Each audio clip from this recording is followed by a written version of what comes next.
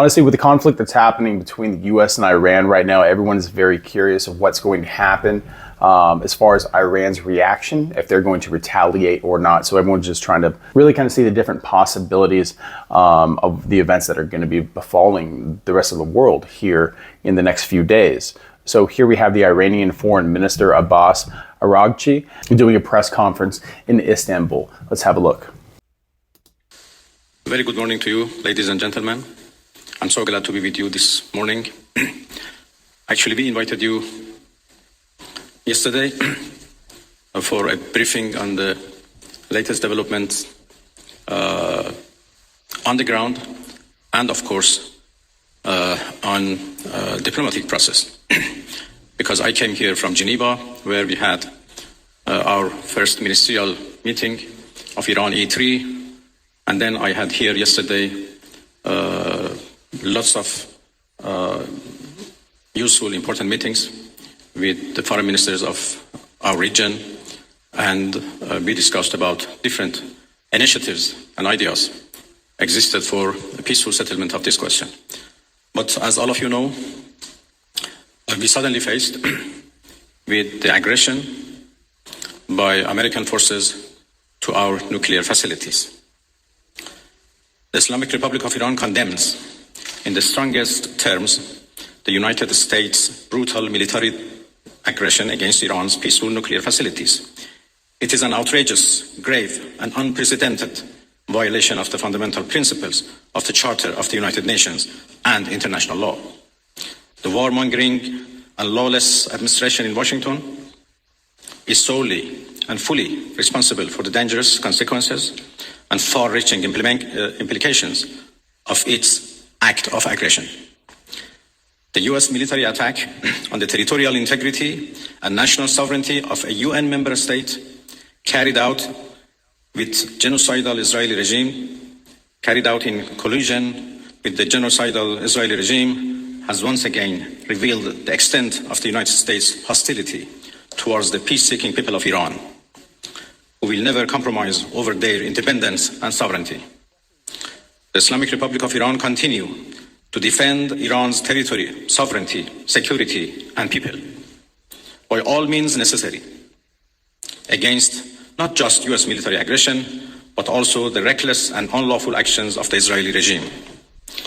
While President Trump was elected on a platform of putting an end to America's costly involvement of forever wars in our part of the world, he has betrayed not only Iran by abusing our commitment to diplomacy, but also deceived his own voters by submitting to the wishes of a wanted war criminal who has grown accustomed to exploiting the lives and wealth of American citizens to further the Israeli regime's objectives.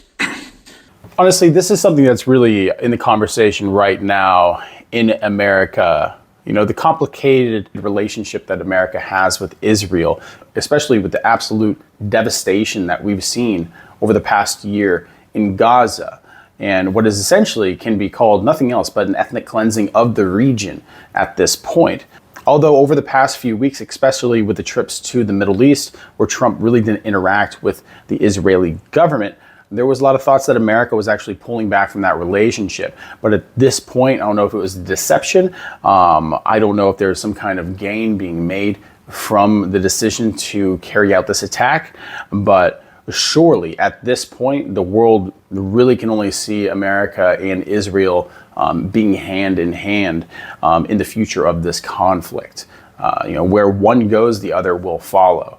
That's really the only way it can be seen at this point. And like I said, Iran isn't exactly, an innocent partner in this. They can talk about their sovereignty. They can talk about how they're just living their lives, running their government, blah, blah, blah. But at the same time, this is Iran. They have sponsored terrorist militias all over the world to push their own agenda and wreak havoc and take lives from innocent people, through massive terrorist attacks all over the planet. And this includes, of course, arming Iraqi militias, arming Hamas, arming enemies of the American people. So there is an argument that an attack on Iran is justified from the American perspective. It's just not popular in America right now because, again, we just got out of over 20 years of war in the Middle East, And no one in America has a taste for it right now. The kind of war hawking that's going on since last night happened is ridiculous, and we're forgetting the consequences of the past 20 years,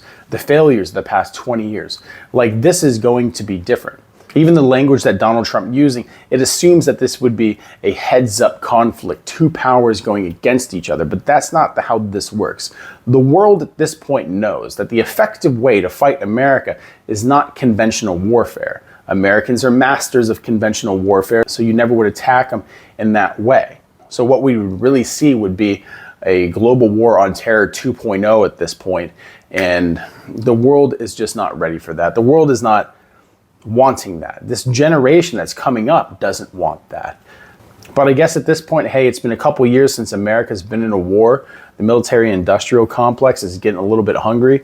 It's time to push forward, I guess. But the U.S. act of aggression against Iran's peaceful nuclear facilities constitutes not only a flagrant breach of the UN Charter, especially the prohibition of the use of force under Article 2, Paragraph 4, and the obligation to respect the state's territorial integrity and sovereignty, but also a violation of UN Security Council Resolution 2231. It cannot be emphasized enough how much of a devastating blow that the US, a permanent member of the Security Council, has dealt to the global non-proliferation regime. The Islamic Republic of Iran reminds the United Nations, the Security Council, the UN Secretary General, the International Atomic Energy,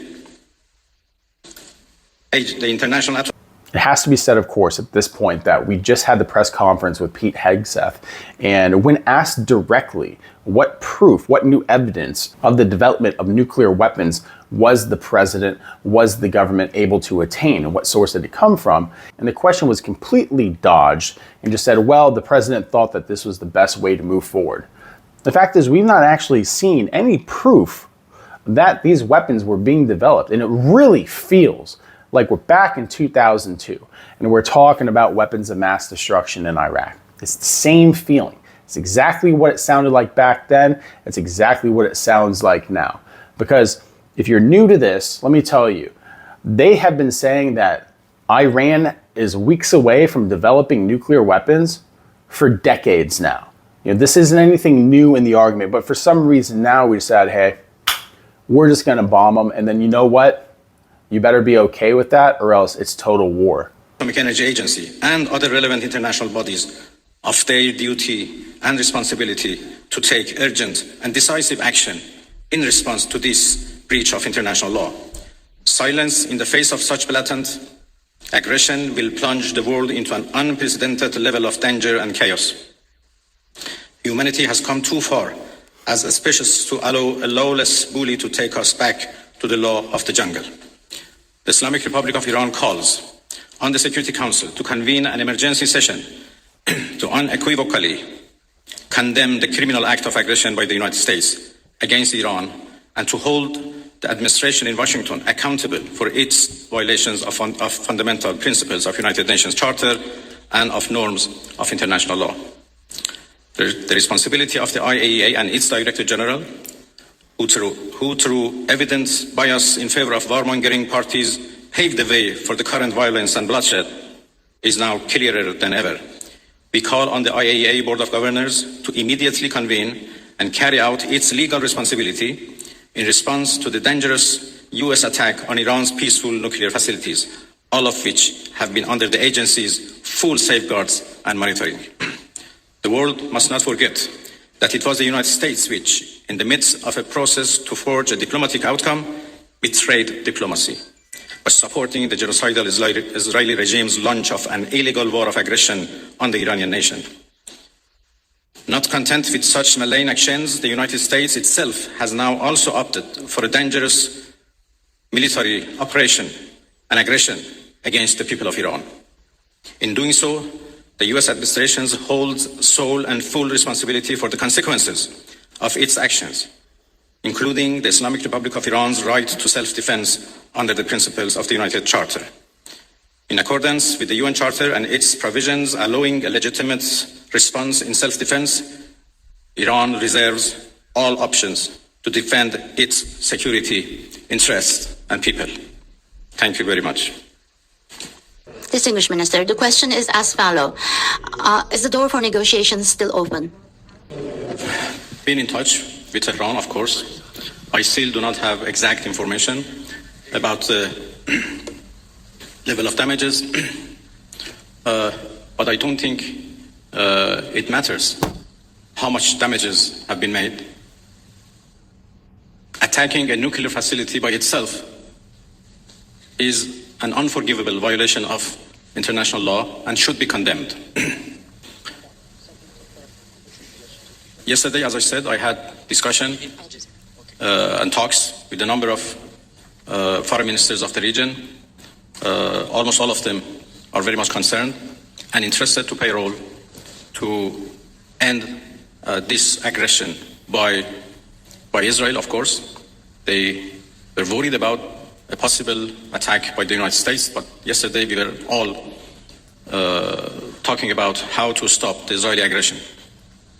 Well, of course, the door for diplomacy should be always keep open, but this is not the case right now. My country has been under attack, under aggression, and we have to respond based on our legitimate right of self-defense. And we will do that as long as needed and necessary. See, this is exactly what people are worried about right now, and the amount of uncertainty that is going to be in the air of news regarding what's going to happen with Iran and its retaliation towards the West and the U.S. specifically. Is it going to just focus on bombing Israel? Is it actually going to make an attack on American assets in the region? Really, just no one knows. But in these cultures, when it comes to Iran, in Israel, typically when one attacks the other, kind of to save face, there's going to be a counterattack. Even if it's just one and then tensions are cooled for a while. So at some point, yeah, I think Iran is going to be backed into the point where they're going to have to make a retaliation on America. But the thing is, if they do that with this administration, like I said, the threats to an all-out war essentially against Iran would be the retaliation that our administration would take against that nation. It's not a great place for the people of the world to be in right now, to be honest, because this is a dark path forward. And the world is essentially just came out of 20 years of this kind of stuff. And we don't want to go back to it. Thank you very much, Minister. So you say that you need to respond right now, but we know that Iranians are known for their talents in negotiations, in diplomacy and trade. What would be the conditions after responding for Iran to come back to a negotiation table, maybe with the US as well? And Turkey has been offering that Ankara can mediate for a trilateral between Turkey, US and Iran. What would be your response to that? Because right now the US is technically involved in this conflict. Thank you. Well, I think it is irrelevant to ask Iran to return to diplomacy, because we were in the middle of diplomacy. We were in the middle of talks with the United States when Israelis blew it up. And again, we were in the middle of talks and negotiation with Europeans, happened only 2 days ago in Geneva, when this time Americans decided to blow it up. So we were in diplomacy, but we were attacked militarily. So it was not Iran, but the US who betrayed diplomacy. They betrayed negotiations. When at the middle of negotiations with us, they gave green light to Israelis, if not instructed them, to attack Iran's nuclear facilities. I think they have proved that they are not men of diplomacy, and they only understand the language of threat and force. And this is very unfortunate. The United States showed that they have no respect to United Nations Charter. They have no respect to international law. They have no respect to any international law regarding managing the world and facing challenges of the world. There is no red line that they have not crossed. And the last one, and the most dangerous one, was happened only last night, when they crossed a very big red line by attacking nuclear facilities. I don't know how much room is left for diplomacy. We are now calculating the damages. Mr. Minister, the U.S. President Donald Trump warned that Iran must now make peace, otherwise the future attacks, he says, will be far greater and much easier. So how is Tehran responding to that threats from Washington? Thank you. I think it's not up to Iran to respond to that. The whole international community should respond of such a clear threat against the United Nations Charter. Iran has done nothing wrong. We do not understand why Iran should be attacked for a false accusation that Iran is seeking nuclear weapons. It's now more than 20 years that we are trying to prove that our peaceful nuclear program is in fact peaceful and would remain peaceful. We negotiated for a long time with the so-called P5+1, and we came to a deal which the whole world celebrated as an achievement of diplomacy.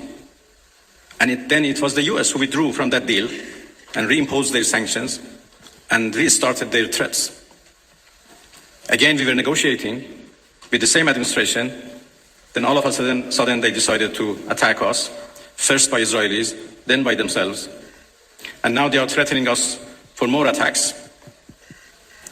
So it's not up to Iran, but it's up to the international community to condemn this, to prevent this.